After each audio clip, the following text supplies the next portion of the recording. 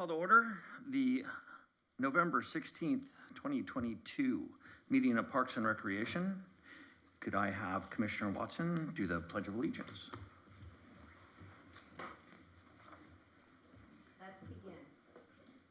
I pledge allegiance to the flag of the United States of America and to the republic for which it stands, one nation, under God, indivisible, with liberty and justice for all.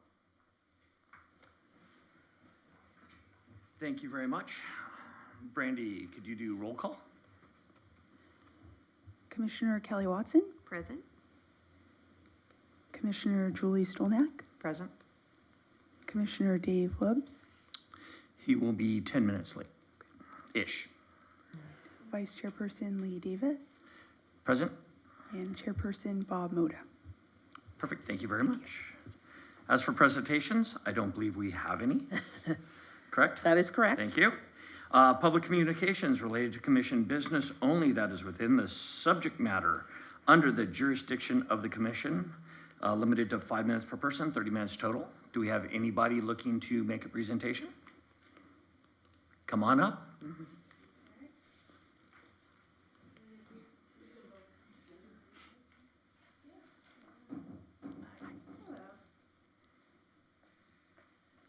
Do we have the microphone on for them? Can I pass these cards out? Yes. Sure. We cannot, and just so you know, we cannot comment on Test. anything you say, but we can take stuff, so. Thank you. Do we have to say our address and where we live, like the city council? I'm Yes. sorry, what's that? Okay. Yeah. My name is Monica Davis, and I live at 1412 East Maple Avenue. I'm Barbara Boland, and I live at 637 Whiting Street. And we are here representing the El Segundo Blue Butterfly, and we are trying to create, in the process of creating, some kind of conservancy to protect habitat so that the El Segundo Blue Butterflies can survive. How many towns do you know that have an animal named after them that is currently on the endangered species list? It's a heavy burden to wear, right? Yeah. And we think, my experience is I've been probing the blue butterfly's existence, how it came to be identified in the 1970s by two entomologists that were hiking through the dunes area. There's a larger El Segundo Blue Butterfly Committee that is primarily stationed out in the Bologna wetlands area, and their range runs all the way from Marina del Rey to Redondo Beach. And they have planted habitat in Marina del Rey. They have planted habitat in Redondo Beach. And my question as a resident was, what are we doing in El Segundo to support our own blue butterflies? We love to be recognized as the El Segundo Blue Butterflies, right? Our coffee shop, the elementary school. Our logo. It's part of who we are, and we're lucky to have that. So with that said, I did a lot of research, and there's a wonderful biologist that has been supporting us. And what they did when they planted the habitat in Redondo Beach, although the El Segundo Blue Butterfly is no bigger than your fingernail, but if you plant the correct habitat, the coastal dune habitat, they migrated, although they can only fly a half a mile at max, they migrated from here to Redondo Beach. And they have more blue butterflies in Redondo Beach than we have here. So with that said, I'm like, what can we do as a city? Somebody's got to do something. So we've been talking, and one of the biggest problems besides housing that takes away habitat is ice plant and ivy. If we take out ice plant and ivy and plant coastal habitat, the blue butterflies will come. And they may be able to come off the endangered species list. I've lived in the town 17 years and had never seen a blue butterfly until I did some research and found this wonderful biologist, Ann Dahlke, and she took me to see them. And then I met some entomologists who were actually counting blue butterflies in Redondo Beach, and they said, oh, we're going to the El Segundo Dunes to go count some more. I said, well, where's that? So I went there and saw them there. Since then, I've taken Drew Boyles to see them. What's her name yesterday? Tracy Milner, Zarnicki's seen them. And so I have a lot of information to share about them, but the biggest dream and goal is if we can get, as a city, some education, both in signage and planting habitat. I know that Martha Monahan, the previous principal at Center Street, was very interested, but she's with COVID and she transitioned to a different job. So we're fighting for habitat, because if we plant the habitat, they will come. The other thing is that I'm a master gardener. I moved here only 4 years ago, and I love it here.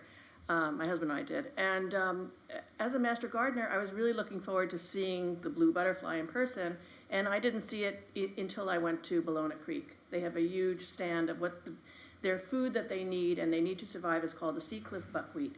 It's one very specific plant. And I got some, I have it in my front yard. I grow more native plants, I love native plants, and they came. I have blue butterflies this year.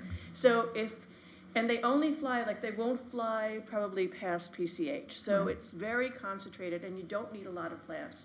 So one thing that we're talking about is going into Park and Recs. There used to be, before, there was another group called the El Segundo Blue Butterfly Coalition, which it says on the website that El Segundo was a part of. I don't know, we don't know. Meredith, I took Meredith, the previous Parks and Rec director, to the Blue Butterflies in Redondo Beach, and she was thrilled, and she added herself to the Blue Butterfly Coalition, and that's why El Segundo logo is actually on the El Segundo Blue Butterfly Coalition website. So at this point, we're thinking of El Segundo, not to be confused with them, because they're not only El Segundo, our city, but all over the coast, the dunes, which were... You're starting to get close on your time. Okay. You're past 5 minutes. We are? Yeah. Oh, we we're didn't two, know. okay. So anyway, Yeah, how would you like to end? You can wrap So- up if you have a Can't the two of a them? conclusion. Oh, there's two of us. Yeah. That's it? Perfect. Thank you so much. Yeah. Yeah. I guess what we want to try to find is how to make inroads, how to find out who to connect with within the Park and Recs, read the plants. And it's not only about this specific plant, it's about a lot of native plants that will help diversify our flora, our fauna. When we have comments at the end, we'll address some of the things that you can do. Oh, great. How does that work? But, Okay. and Meredith was very interested. When I spoke with her previously, we walked the different areas together, and that strip of land down the slope behind the I dog- understand, but we are Oh, way okay. past your 5 minutes. Okay, Thank you, though. Sorry. okay. Thank Thank you you. for your time. Perfect. Do we have any other public comments? Please, come on up. Hello, my name is Chris Hall. I live at 1312 East Mariposa. And I was here, I can't keep track of time, 5 months ago to talk about pickleball courts on Tuesday nights. And I came for 3 reasons tonight. 1 is a thank you, 2 is an update, and 3 is a request. So the thank you is we were able to have the Tuesday night leagues moved off, and we were able to play for the I guess, fall period of time. And we played every week when it wasn't raining, and it was great. And actually, some of the other people, we take up 2 of the courts, the other 2 courts actually bought us a gift certificate to El Segundo Brewing Company because they were so thankful to get their Tuesday nights back. So thank you through us. So I was told I'm not allowed to give that as a bribe to you guys to make it keep going. But we had a great time, so we're very appreciative of that. That's the first thing. The second thing, and it's semi-related, is a group of us took our spouses and went out to La Quinta, the resort, and created a makeshift round-robin pickleball tournament with a trophy that's like this tall. And since this is being recorded, Chris Hall and Greg Boger won, in case you're wondering. But I share that with you just to say that the first value listed for recreation and parks is community. And this community has gone from a group of people who were just kind of testing out pickleball to a group that's playing every single week to a group that's now traveling and integrating our lives together. So that's just to give you some background on how kind of important this is. And it's really the only night of the week that we are able to make this work, and the only slot is this 6 to 8 on Tuesday. And the reason I'm here is a request, which is send a couple emails, put a phone call, haven't heard back, is concerned that when the winter, Parks and Recreation and Parks, system kicks off in January, that the leagues will come back to Tuesday night. And so the request is one of 2 things. 1 is to keep them on Wednesdays and Thursdays. Or 2 is, if there is on Tuesday nights, we know that Court 6 has now been painted for pickleball. And there's those nets that allow it to be moved. Would just be an ask that if there is going to be a league, that those courts remain open to the public to book. I had made this request last summer when the Tuesday night leagues were there, and we were told, no, it's too much work, we can't have someone setting nets up, and come to find out, what they ended up doing was just booking an extra 8 people and making both courts league courts after we were told that we couldn't actually have those courts for public use. So understand that there's different people that want different nights. I understand all of that. Obviously, since the courts are being painted, that's a big thing. But from our perspective, this is a community of locals. Or a local group. We all live here. We've offered to pay for an entire year in advance if there's concern that the courts wouldn't be used. We'll do whatever hoops we have to jump through. We just really, really feel strongly that if the purpose of these parks, these recreational parks all throughout town are for the citizens who live here, that they should be, and they're being used to build community, they should remain available to those folks rather than going to the understandably more revenue generating, much more revenue that comes in from the leagues, but they're mostly from out-of-towners. And what's that money for? Presumably poured back into the same community, right? So on our perspective, we would like those to be there. So that's the ask, that either we don't have them on Tuesday nights, which I know is specific to me, or if they are, that there are courts that remain available to the public to be able to rent. Thank you so much. Thank you. Do we have any comments? I do. Just real quick, Ms. Davis. Some of the things that you can do is kind of formulate a plan, what you'd like to see done. I'd recommend you get a hold of Brandy at the library and set up some time with staff to kind of run your ideas by them, and then they'll also inform you how to make a presentation and move things so that we can actually move on it. I think everyone would agree that the El Segundo Blue Butterfly should be taken care of in El Segundo. So just my 2 cents while we're here in early and you. So anyway, I believe that is that it for public comments? I see no hands, so shall we move on? Consent calendar, we have the approval of the minutes from the Recreation and Parks Commission meeting October 19th, 2022. Oh. Yeah, I didn't have anything, wait, let me just. How about if I move to approve the minutes on the consent Let me calendar? just see. Yep, that's fine. Would you like to second it? Yes, I'll second it. A vote? All who vote to approve? Aye. Aye. Again, 3-0. Thank you very much. And unfinished business as we move on. I see none. We have the new business. Mr. Lubes, thank you. Thank you for letting us know that you had a traffic problem. New business, consideration of the El Segundo Little League Baseball live streaming service.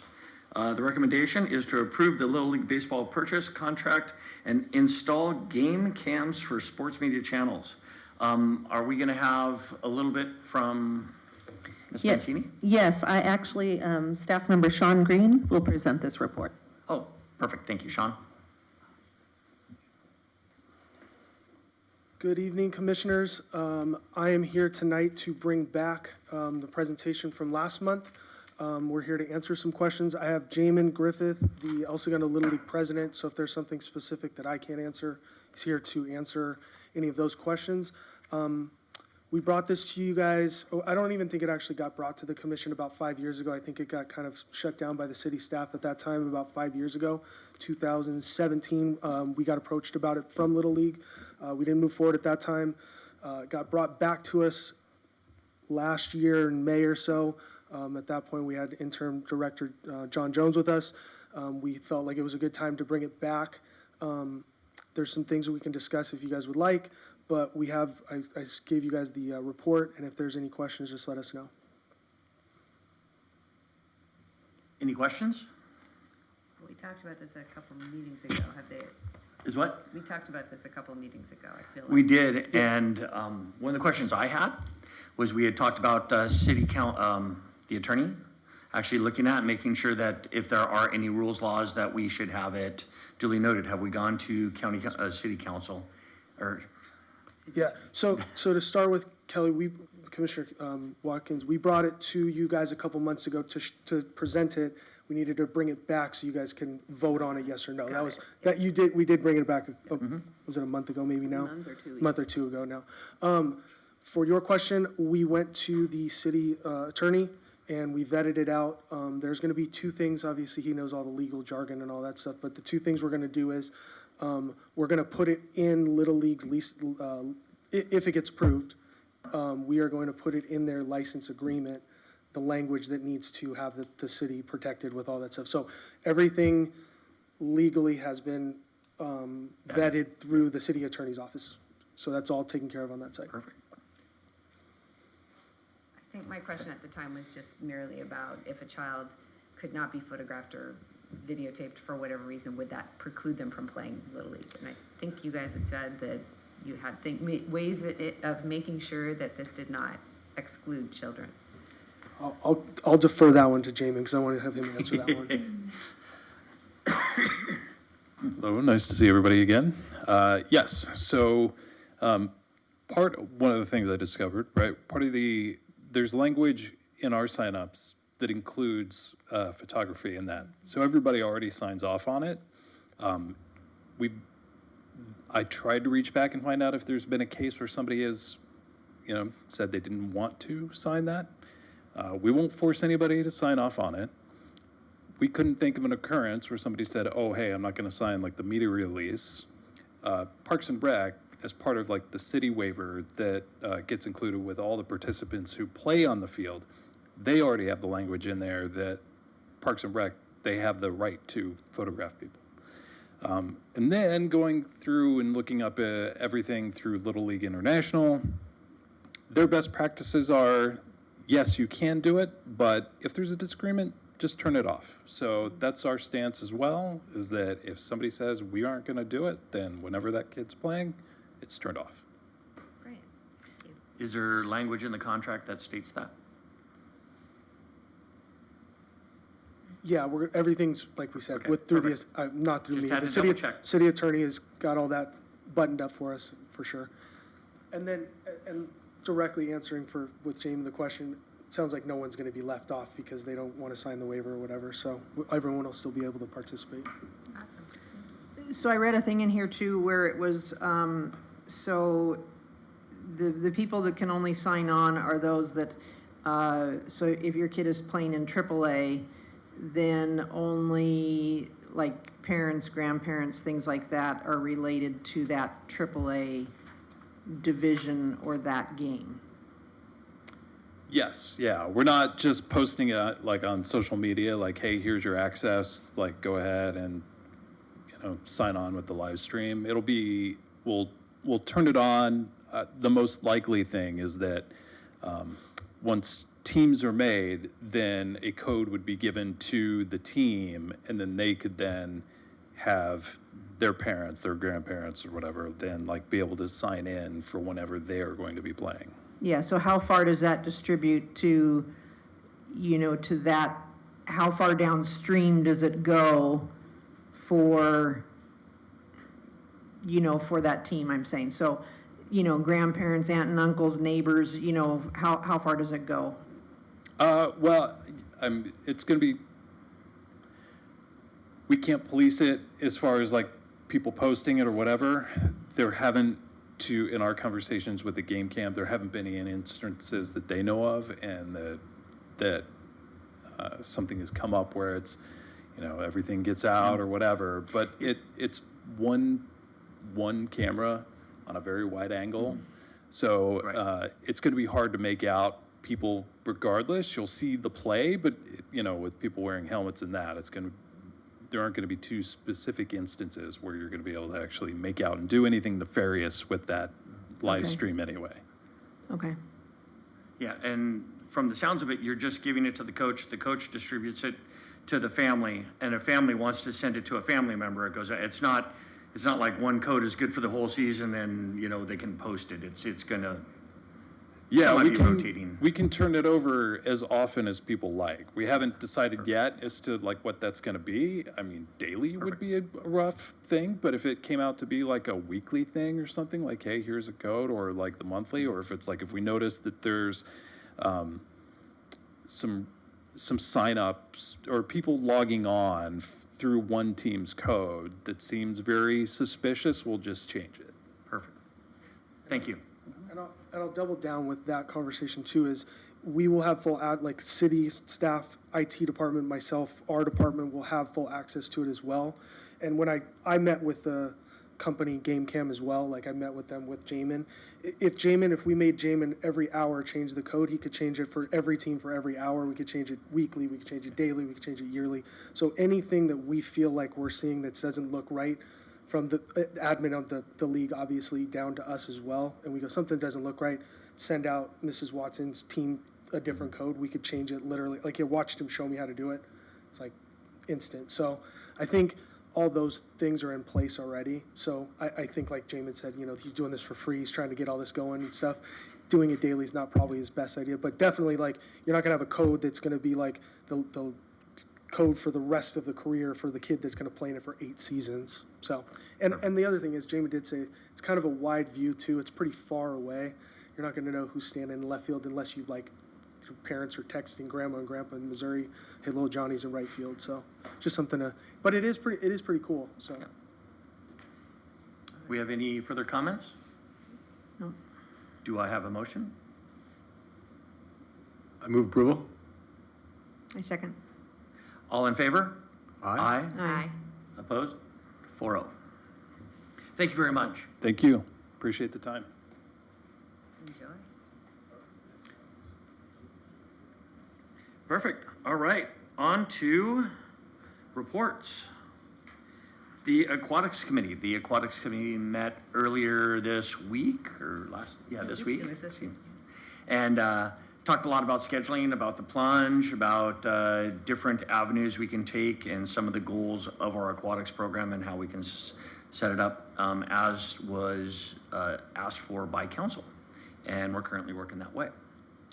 And that's pretty much Can I just add that, we are going to have another meeting in the next week, actually tomorrow, where we're actually going to see what is going to council. So they are giving us an opportunity as a committee to see what is going to council before it goes to council for a vote. But it is going to council for a vote on the December 6th. 6th. perfect. Thank you very much. And Transportation Committee? Yes, we also met this week. And interestingly, I think Ryan was going to give a report about the success so far of the LIFT program, but I guess he's not here. So we will come back with that. It's just pretty exciting to kind of compare it to what the Dial-A-Ride was doing before and that whole program. And we're also looking into potentially expanding that program for both pickup for the airport, which we know is an ongoing transportation issue, as well as my project that I've been talking about for years, which is somehow finding a way to get us through get us back and forth to the sports facilities. We also are talking about how to replace the lunchtime shuttle and if that could be kind of coordinated with the drop-off and, for part of the day and then using the other hours to do the sport shuttles. So And do it all within our allotted money from proposition monies and stuff like that. exactly. So great things are coming. We're just working on it. And and we're good on that? Thank you. And the Youth Sports Council? Yeah, we had a joint meeting, Youth Sports Council and the Commission, a couple weeks ago, and it was a very productive meeting. Went through the field allocation policy in detail, and there was a general consensus that it's a pretty solid document still. There were a couple minor changes, and I believe Ally's going to bring that back at the December meeting for us to approve. It was a productive meeting. Perfect, thank you very much. That should do it for subcommittees. Can we ask a question about that, or should we wait? I'm sorry? Can I ask a question about that? Only because somebody came here tonight. So a couple meetings ago, we had the high school tennis team, and I know that led to a bunch of conversations, but we had someone here from pickleball tonight. What is coming out of that process that's going to help address the fact that we still have too little space, too many user groups that are sort of jockeying for space? I mean, I realize that the document kind of goes through the priority, but we still have a problem, right? In that we don't have enough fields in general for a number of users who want it, and we don't have a lot of transparency as to who exactly is using what and what happens with the breakage, where somebody's not on a field and somebody else would have requested that. Do we have kind of a plan going forward for that? Generally speaking, the youth, the sports groups that were there are pleased with the process and don't have any major issues. I would say that Sean and the team continues to refine and try to make sure that all those groups are, there's a couple minor changes that were mentioned in the meeting. One was buttoning up when your group is not going to use the field and alerting Rec Park in advance. But that's not a new concept. It just needs the teams or the sports groups need to do a little bit better job. We did discuss that there are times when practices get canceled at the last second because the coach got COVID and there's not enough time, and so it's empty because that's there's no way around that. But as far as the not having enough space, there's no plan to have more space. I mean, it's going to continue to be a problem. It's going to continue to be a shortage of space. I mean, there is a little bit at Raytheon, but that field is not very good. But I don't think that anything came out of that meeting to fix the lack of space for the groups. Right. It's the best answer I have. I don't know if you want to ask more specific than that. You want to add? Part of my comment was that we are sitting there looking at that, and we all agree there's not enough space, and we all agree that there are certain things that happen on certain fields that don't happen on others, and we've had fields built for certain groups and other groups come in. But the bottom line is, we do the best we can do. I think the contract was the primary reason we were there for the meeting. It wasn't necessary to solve, who gets what time. As we look at the very next thing that we're going to be seeing Director Mancini's report is we're going to look at phase one improvement to the recreation and parks. And that's where we can really take a look at who's using what's becoming more popular, and what we need to expand on, and things like lawn bowling that we might be able to reduce. That's where a lot of this talk needs to come together, and that when we do start talking about, I want to say the report had how many millions of dollars involved in it? 5 to 8 million for phase one. 5 to 8.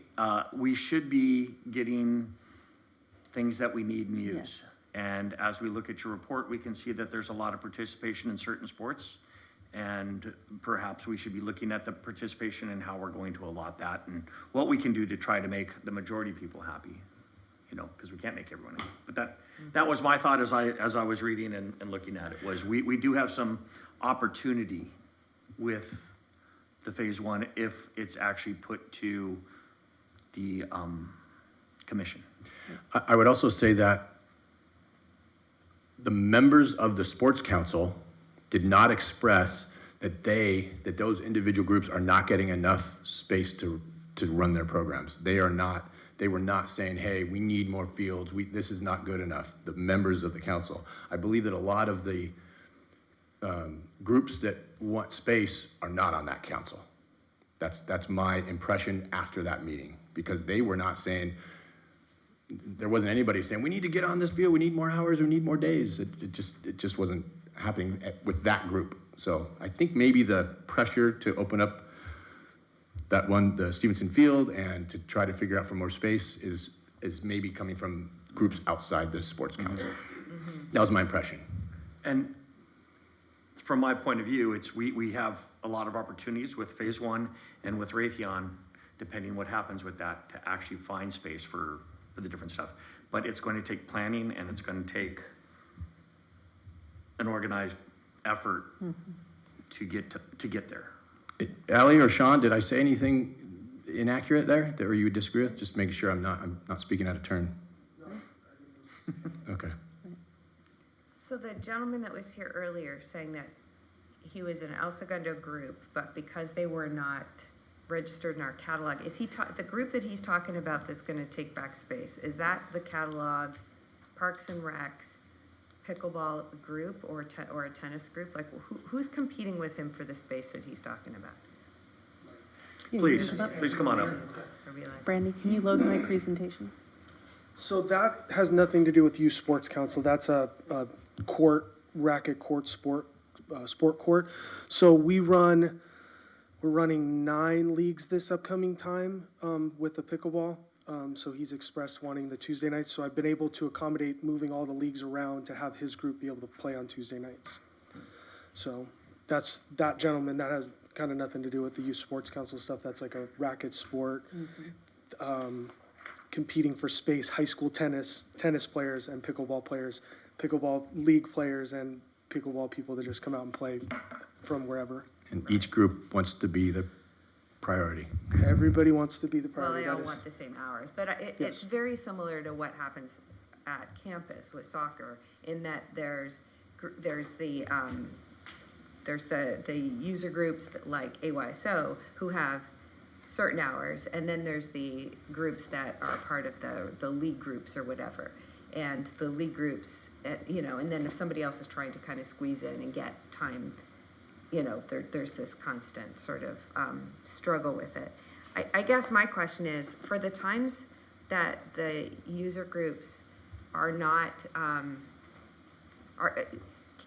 is there a way that people can book those spaces, or can we quadrant it out so that, AYSO takes their spot, anything left over can kind of go out into the open ether for people to go online and register, like kind of similar to how Aquatics does it, where they can sell a lane at a time? That's already in place. So you can go online right now and reserve a field within, out of 10 days. We can't do it within 10 days, but 11 days from right now, if campus was open at 5 o'clock on a Tuesday and it was open, Dave Loops could go on there and he could book it for his, I have my staff and I have to approve it, but you could do that.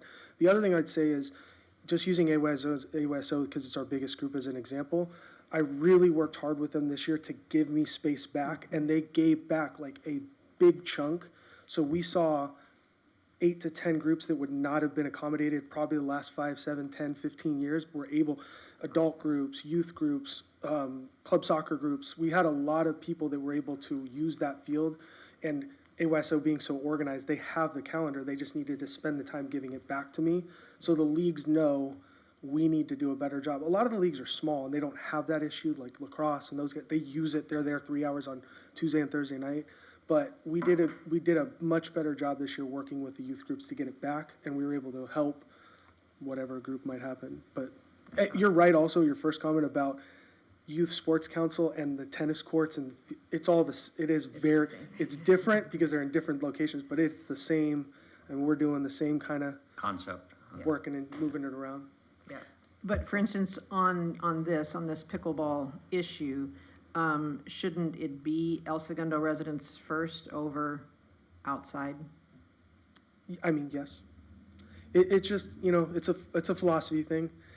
Go to a court on a Thursday morning. This would be my example. Come down Thursday morning, take your walk.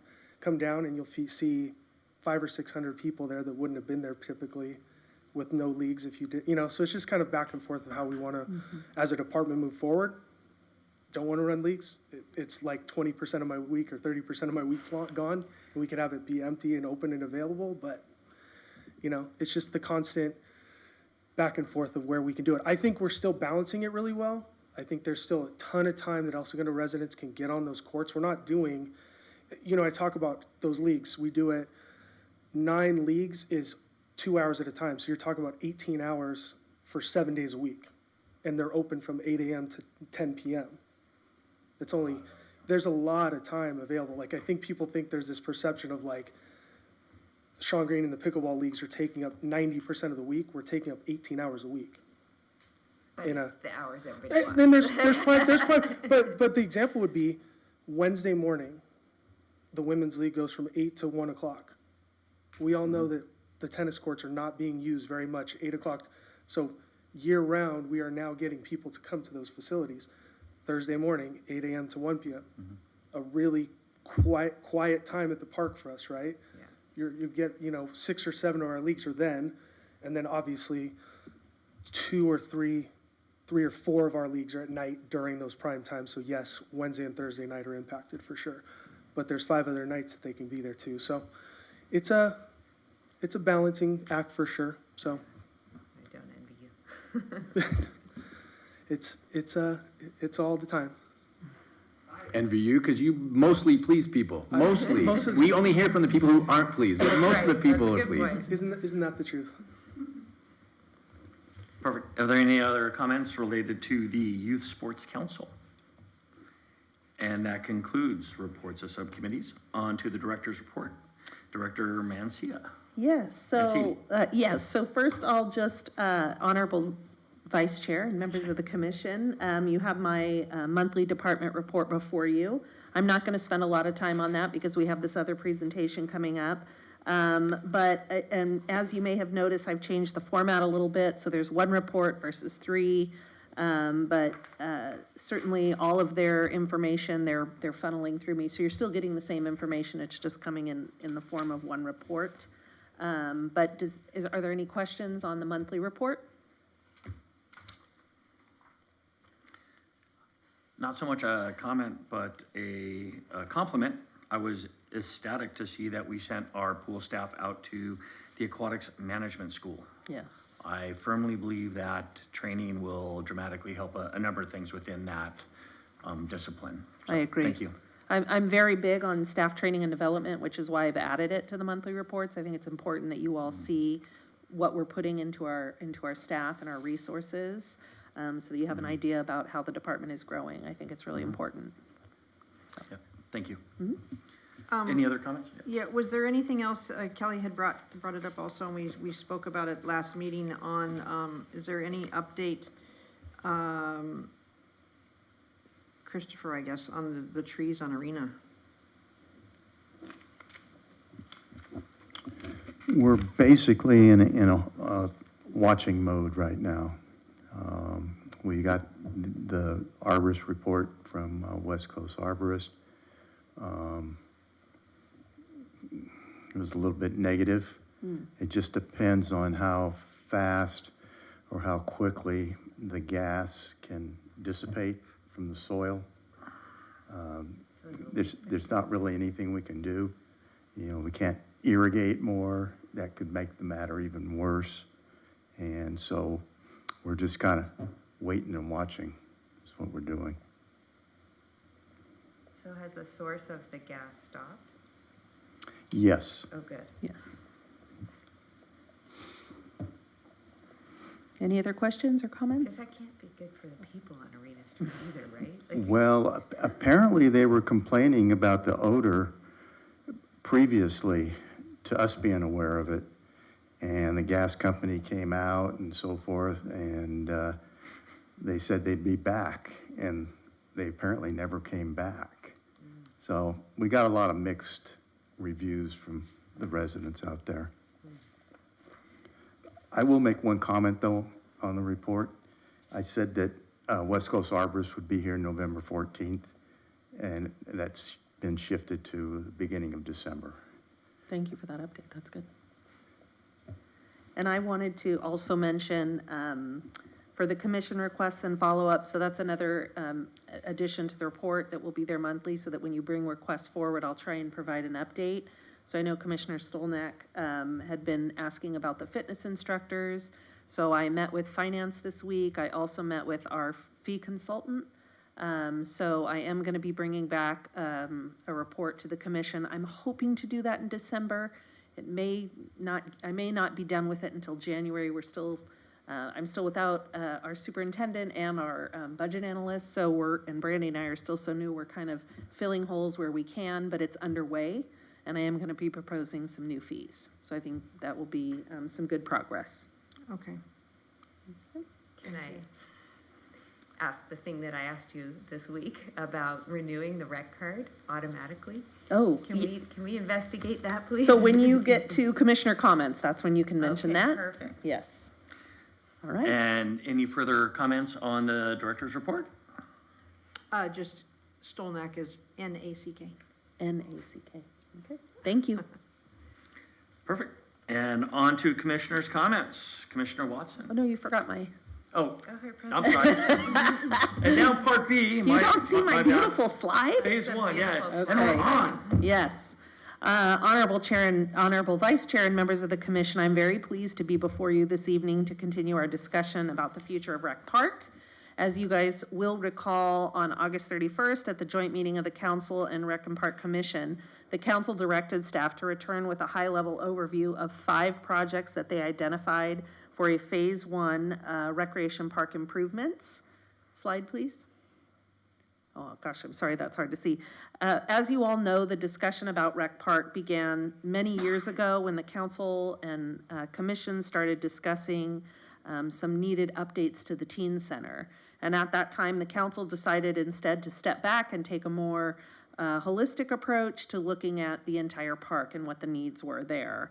And from that, the city council assigned some funds, and we hired a consultant to develop a recreation park needs assessment. As you all know, there were some concerns with that report and maybe some additional information that the council wanted, and I think that the commission wanted to hear from the community. There were just some, some conflicting opinions about whether or not that report really tapped into the community enough. So that's the reason why we had the joint meeting on the 31st of August. And at that meeting, we were able to really kind of nail out a plan, which I'm really pleased to say is moving ahead pretty quickly. So you can go ahead and do next slide, please. So on this screen here, you'll see the 5 projects that are identified for Phase 1. And when I say Phase 1, as you know, there are many more projects in Rec Park that we need to look at, the Jocelyn Center, the clubhouse. There are several things, but the council voted to focus on these 5 projects here as the first priority.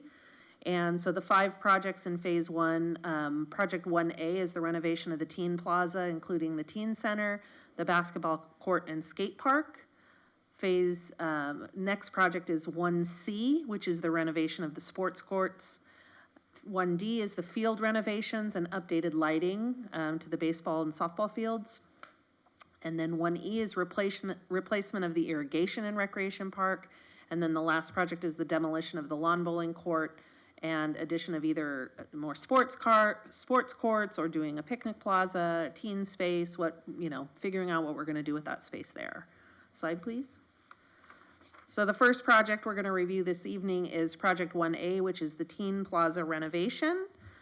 So potential, and if you can see on the screen there, the teen center is a little over 8,000 square feet. The basketball court is also a little over 8,000 square feet, and the skate park is right around 11,000 square feet. So potential changes to this area could include the elimination of the basketball court to expand the size of the skate park, or to potentially add an outdoor seating and a seating area and event space for the teen center. So if we remove the basketball court, we would look at using that space to either expand the skate park or expand the teen center essentially. Or we may opt to leave the basketball court. So that's what we're going to be looking at. And then I have go ahead, Brandy, slide please. So here's some photos of the current Teen Plaza, which you are all familiar with. So this is the interior of the teen center.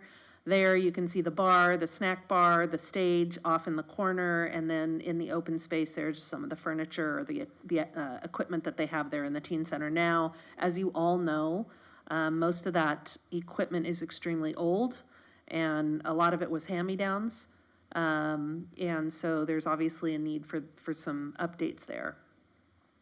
Slide, please.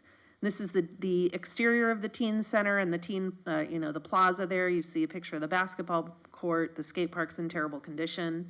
The exterior obviously needs to be painted as well. Slide, please. And so I wanted to share with you, and I didn't include this in my council presentation, but I wanted to share with the commission just some design inspiration for the Teen Plaza, some different things for you guys to consider as we move forward. So these are photos of 3 other teen centers, and the reason I selected these as inspiration is there's sort of a similar, it's one open facility, one open space with really the focus in the facilities is the furniture and equipment, and that's probably how we're going to do our renovation. We don't have the funding to do a lot of, changes to the adding rooms or changing, the bones of the building. The bones of the building are probably going to stay. Really, we're going to focus on just updating it and getting new equipment, and then potentially adding spaces, for, videos and filming and YouTube, that kind of things for the kids to do. But that's why I included these photos here. Slide, please. And then for the outdoor area, if we were to consider, removing the basketball court and instead doing some sort of outdoor space, these are just to give you kind of an idea, maybe having outdoor seating, a television, fire pit potentially, bocce ball. I mean, we don't know what that will look like, but the idea is that it would be an extension of the inside space. Because what we know now, and we heard from Ms. Julie Fishman-Hollop, who came and did a nice presentation, is that, the kids are hanging out at Starbucks because they feel cool. They like to sit in the furniture, and they like to sit out, and be in a space that's designed a little bit more for older people rather than children. So these, again, are just some ideas, just some inspiration. Slide, please. And this here is just some pictures of other skate parks, different types of amenities that we could have in the skate park, bowl features, and some newer amenities. Our skate park is a little outdated. Slide, please. We're moving on here to Project 1C, which is the sports courts, and this would include all of the tennis courts, the pickleball court, the volleyball court, the paddle tennis. And then we are going to add into that the Project 1F, which would be the lawn bowling, the shuffleboard, and the horseshoes. We also included the racquetball court and the open space right outside the racquetball court. So the only spaces we don't anticipate changing are the basketball court there and the roller rink, because that was just updated more recently. Next slide, please. So here again are some current photos. You can see the courts are in desperate need of resurfacing, but also in addition to that, you can see some of the foundation is also in poor condition and will need to be repaired as well. Again, these are just pictures here in the upper left-hand corner. You can see the racquetball court is basically in total disrepair at this point. So we would want to determine, do we want to keep the racquetball court? Is there still a need for that? What do we want to do with that space? And here is I believe this is called cornhole, is that right? Cornhole and the shuffleboard courts there. And so here's some design inspiration for the future courts, teen space and picnic area. So here you see, these are obviously updated courts with, I believe that's pickleball there. Right, John? The one on the top right. Yes. And then there's just a photo of a racquetball court that's in good shape. And then here's some ideas for that teen space that Ms. Hollop talked about. This could potentially go in the lawn bowling area. Maybe we decide this goes over by the skate plaza or over by the picnic area. There's been some different discussions about that. But really just having an outdoor space that's geared more towards that age group. And then the other option is to do some picnic area or plaza there where the lawn bowling is. We have the gathering space over in the opposite side of the park behind the clubhouse where the picnic tables and the fire pit. So maybe we, look at doing kind of a gathering space there right outside Jocelyn Center with picnic tables, or what have you, seating. Okay, slide, please. The next project is Project 1D, which are the field renovations. So this would include George Brett Field, Stevenson, and the softball field, renovations to the turf and the infield, the fencing and the lighting. And then depending on cost estimates, perhaps the bleachers and the snack stands. As you all know, we are currently remodeling, or going to be remodeling the restroom outside of Brett Field and the snack bar there, so that's already underway, but we may make some additional changes to the other snack bar areas and announcer spaces, depending on what the costs are. So again, this is just some pictures of the current fields. Obviously, they're in need of a lot of work, and I have to commend Chris and his team. They do a lot, and they spend a lot of time on these fields. But unfortunately, there's just, significant issues with the irrigation and the turf and some of the soil that's out there that's prohibiting, proper regrowth and really just needs to be addressed. Here's some just design inspiration for fields, for renovations of the fields. You can see these are very nice, newer fields. We probably don't have the funds to do artificial turf. But you know, that's something, you know, we can always have a discussion about. But really, we want to focus on probably taking out several feet of the topsoil and replacing that, bringing in new soil, and replacing the turf. And then we would do that in conjunction with the irrigation, with the replacement of the irrigation. And that, I don't really have a slide for that, but that's project 1E. And then here are the estimated costs. Now, obviously, you know, when we're looking at the costs here, we're talking about renovation. So we're not tearing down the teen center and building a brand new one. We're not tearing down all of the baseball fields and building brand new. We're doing renovations and updates. These are estimates that we got from not only the consultant, but also Elias and his team and Christopher and his team. These are estimates. You know, as time goes on, we all know that inflation is a significant issue right now. Construction costs, all of those things are going up. But these are some estimated costs. So again, it's about $5 to $8 million for these projects. And then there on the right, you can see the current funding sources. We've got about $1 million in reserves for park improvements, $750,000 in carryover funds that was already allocated for the teen center. We also will be dipping into some Measure A funds that we have. So we have about $2.25 million that's readily available, but then the council will be determining where we'll make up that additional funds, and there's some different options for that we'll be discussing. So the next steps, the city council already approved sort of the original concept. I am going to be going back to the city council at the December 6th meeting with an RFP. So we are going to go out to RFP to bring in a design consultant to start developing some conceptual designs and more specific cost estimates. So I'm going to be bringing that RFP to the city council on the 6th. That will be our next steps there. And that concludes my presentation. I'd be happy to answer any questions or entertain any comments you might have. Commission, any comments? Kelly? I have some questions. The only place that I see that you're actually taking something, well, that's not true. There's a couple places where you're taking things away, right? Like they're taking away the lawn bowling. Right. Although I think we've discussed that in the past, that there's not a lot of demand for the lawn bowling.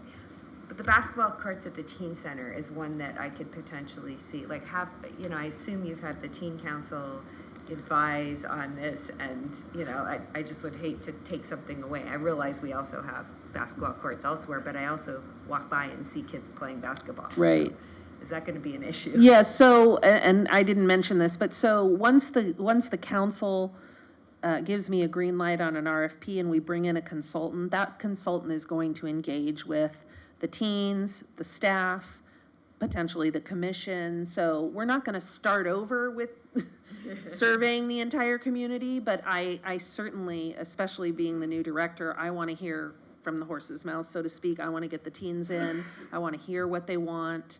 I would love to get the commission's feedback. So this will be a process where we engage. It's not going to be decisions I make. It'll be decisions we make as a group, and certainly the staff will have a significant role in that as well. So we don't know what will happen with the basketball court. I think there's people on either sides of the coin, so we'll just have to work those issues out and talk about them a little bit more. I think the thing with the teen center for years has always been more geared towards boys than boys and girls. And I think it needs to, I think it would be nice if it was geared to both. Right. Moving forward. I agree. And we don't really have a whole lot in town for teen girls. Right. There's really nothing in town for teen girls. And so I think it would be nice if it was a gathering area for both to come together. And the teen center has always been known for just the place for the boys to go and hang out. years, there's been the basketball court, there's been the skate park, there's been a place for them to go and work out. There's just been, you know, dumpy furniture for them to sit on. And I think it would be nice place for the, you know, the teens to be able to come together and hang out together. Maybe not that they don't want to be together, but that they can both go to the same place, you know, and have a place to gather. And so, and I think, you know, the outdoor space is maybe a nice thing, you know, but that place just, and I've been saying since I've been on here that we need to do something for the teens, and I'm sick and tired of them getting the furniture that's left out at somebody's curb. You know, they need some new stuff. I agree with that. And that teen center needs to have money put into it, and we need to, it's about time that we spend some money there. I agree with that, thank you. Mr. Lubes, any comments? Yeah, I have a couple. I know you mentioned turf, and it is expensive, but I still would love for that to be a possibility in some areas, especially if you're considering a full foot of topsoil, because when you do that, then the costs actually get really close. And I'm not saying I'm not like a turf advocate over grass, but there are some areas that it can be really beneficial. And it doesn't have to be a whole field. It could be, you know, the areas near the dugouts, so that you don't have to do the grass and the dirt there. So there are some, I really would like you to keep turf on the front burner as a possibility. Absolutely. Just kind of everywhere.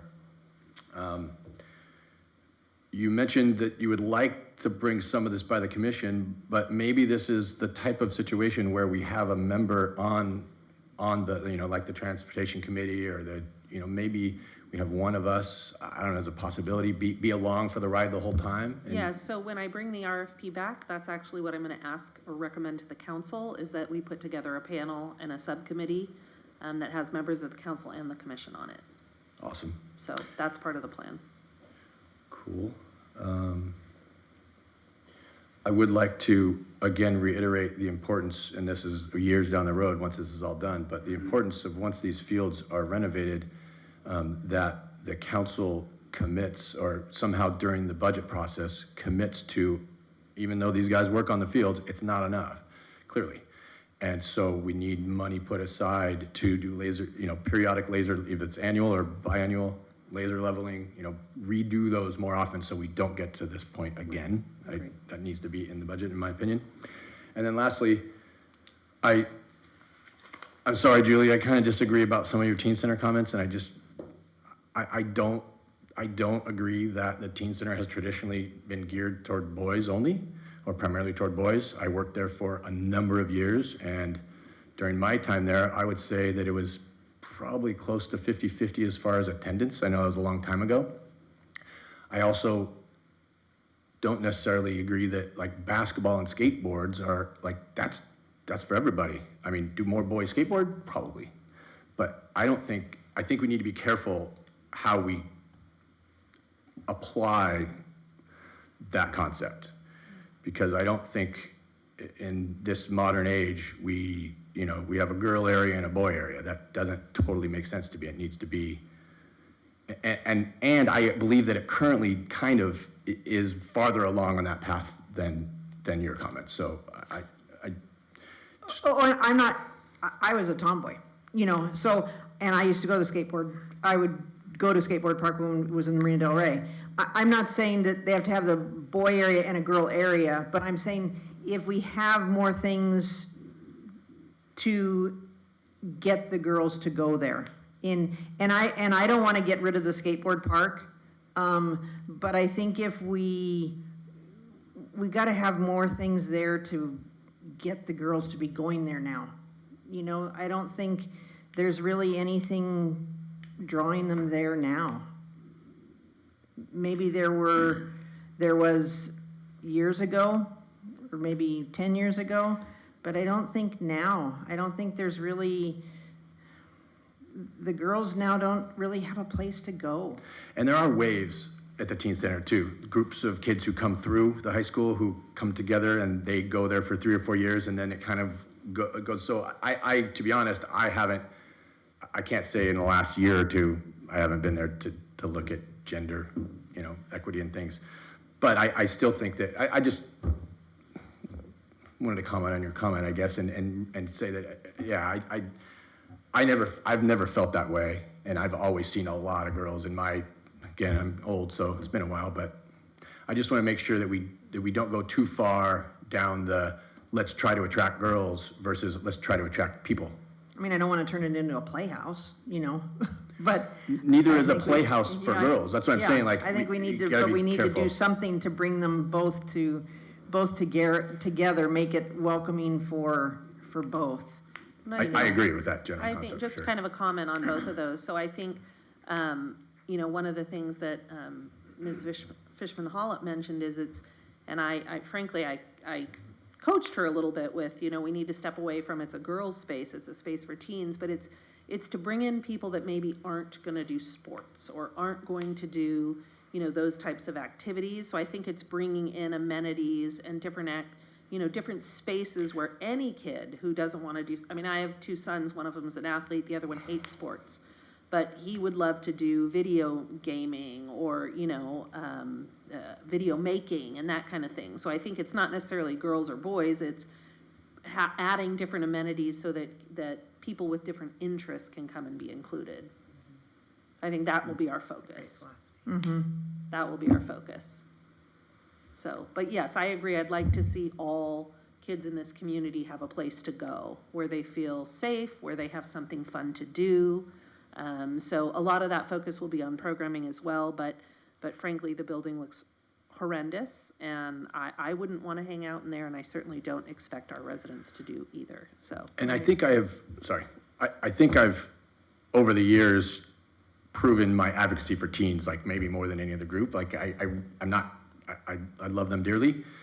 We have bought new couches for that place before, and I'm not saying we shouldn't continue, but they get thrashed immediately. So it's kind of like it's a lot of money to keep nice furniture at the teen center. So I don't disagree again, but it's like, unless you get bulletproof stuff, it has to be replaced constantly. And so that's why we end up with hand-me-downs, because you gotta throw But then those I stuff think that out. goes back to. How you design it. How you design it. Yeah, and Yeah, what also type that of you- furniture and. That you design it and that Right. you have those replacement costs in. So maybe your teen center, furniture replacement is every couple years versus Right. maybe 15 years at the Jocelyn Center because you've got older adults that may be a little less active. And you're selecting the right pieces for that. Exactly, right. I agree with that. That's true, but that's the reality of teens. It's just like children in the day camp program, and we've got to replace stuff all the time. Right, I agree with that, but some of those photos showed that the tiles on the ceiling are all rotted, Yes. and things like that. Like, they deserve to have yes, okay, so the couch can be bad, but that's not what's going on there. The Right. building is clearly. The building is in disrepair. Agree.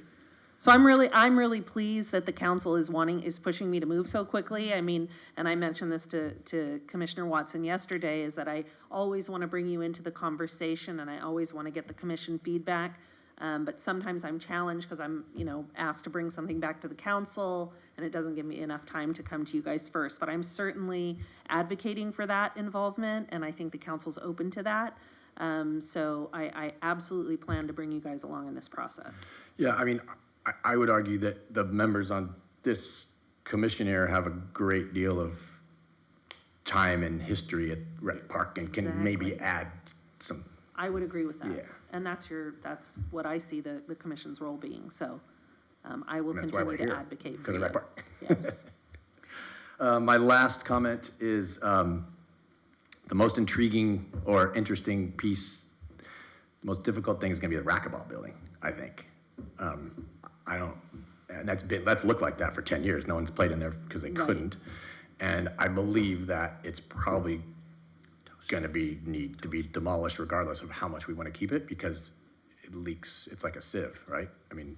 It fills up with It water. needs significant repair. It would, It needs yeah, significant. and I guess my comment on this is, and I don't know the answer to this, how popular, I've heard that racquetball has taken a dive just everywhere, so We would have to look into yeah, all like, that. is there even a demand anymore? Right, and we can't really use our court as an example because it's in such bad condition. But certainly we would look into other courts in the area. Are they being used? Are people, because I actually, when I first started, one of the first residents that I had that contacted me was a racquetball player, you know, and was very upset that the courts had gone, you know, so. Probably my brother. We would certainly need to look into that and see, but those are the discussions that we'll have when we start to attack each project. The first one will be the teen center, the teen plaza, but I will tell you that the timeline for us to finish these projects is 3 to 5 years to have them all done.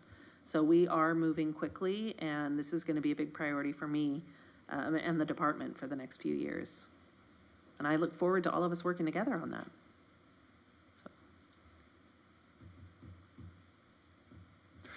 My only other comment is way in the weeds, but I'm gonna say it anyway, and that is, because the buildings are going to be at a different phase, it's a little bit, our new stuff is gonna get thrashed in phase 2 and 3 as you bring in all the bulldozers and everything. Like, I guess I'm concerned that, not that you can change phase 1 and phase 2, but it is kind of interesting that the big, heavy stuff and machinery that's gonna come in is gonna come in after we do all the fields and everything. It's gonna be logistically It's gonna be a difficult, challenge, yeah, for sure. It's yeah. gonna be a challenge, but oddly, those spaces, they're well-used, and I don't get, I mean, obviously, we all know they need to be repaired and need to be updated, but the courts and the fields and the teen center are like, I mean, we get so much of the community, you know, saying that we need to prioritize those, and then we'll look at the buildings as well. And by the way, no offense to the hundreds or the thousands of racquetball players who are watching this commission meeting. There's a place for everybody. I'm Right. sure there's plenty of racquetball players. Right. Thank you. So my comments, and you can get it from every one of the comments you've had, is that we've been through about a 4-year process where we've evaluated Rec Park and we've done everything but really come to any conclusions or have any real idea of what we're going to do. We just know what we're not going to do. The term that the pretty obvious term is we need a very comprehensive plan. And we've labeled it 1A through, 1C with a few things thrown out. It would be my suggestion that we make sure that we've thought it all through before we start the first project. Because you can get to 1Z and find out, oh, we goofed up on 1A. And you've kind of done a lot of stuff. And I'll bring up my case in point would be the skate park. The skate park was a small skate park when we opened it back in 90-ish, maybe late 80s. It was after I was skating, because long story there. But we might find that a skate park might be better suited for lawn bowling area, right? And now we can take a lot of the components and find it out. I realize that we're going to RFP. I would certainly hope that with this RFP, we get a comprehensive design of what we want to do, how we want to do it, and how we lay it out, because we are looking at $5 to $8 million, which doesn't come around very often. I'm sure we're all very frustrated on the last 2 years, looking at the last RFP that was directed at something nobody asked for. And that's the nice way of me putting it. So that, I think that is very, important. We do have a lot of people who brought up ideas, skate parks. We've got one group that has actually given us a design on the current area and this and that. Right. They've been nothing but wonderful to work with, from what I can tell. They're even talking about helping fund it. Spawn So Ranch? what's that? Is it Spawn Ranch? I can't remember. I want to say so. I want to say so. That's the designer, right? Yeah. Yeah, I have their off the top of my information. head. Off the top of my head, I'm not certain. But they've come to us, they've given us plans. I would certainly hope we bring them in and talk to them about some of the thoughts we have. And again, we can work it out from there. To Dave's point, the one thing we did with our last major complex, which was the aquatic center, is we worked out a CapEx budget, capital expenditures. We understand what it takes to build it, what it's gonna happen to it when we use it, and how much it's gonna cost to keep it in good running order.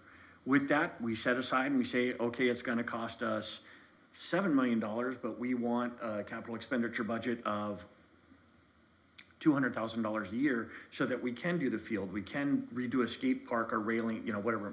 But again, it goes to complete forensic accounting for not just putting it in, but seeing to it that it's going to be a facility that we are proud of for years to come. And that is done by proper accounting. And since we have such a solid reputation with finance and Topgolf as part of that, I'm sure they will help us with the financial needs or, Right. you know, putting a plan together anyway. Right. So that's mine on the phase one improvements. All right. Anybody else? Any finishing? Okay, and before I so rudely went to commissioner comments before we got to that, let's move on. Commissioner comments. Commissioner Watson. Okay, so two things I want to address. One is what Ally was saying about bringing things to commission as much as possible before going to council. And we talked about, well, what happens when council is demanding that something come and we don't have a meeting in between. And so we talked about then at least bring it to the subcommittee. So for example, you know, aquatics, we have a situation where they're going to take something to council. At least the subcommittee wants to have a chance to see it. So that is something that we've made that request, and hopefully that will be the way to get around the fact that sometimes there's a short window that doesn't allow something to come to commission. Right. And we've also had both Ally and Elias's assurance that they really do want to bring the stuff that whatever, you know, kind of whatever was in the ether previously that said that they didn't want to, that is now changed. And so we're definitely going to bring things back to commission, which is great.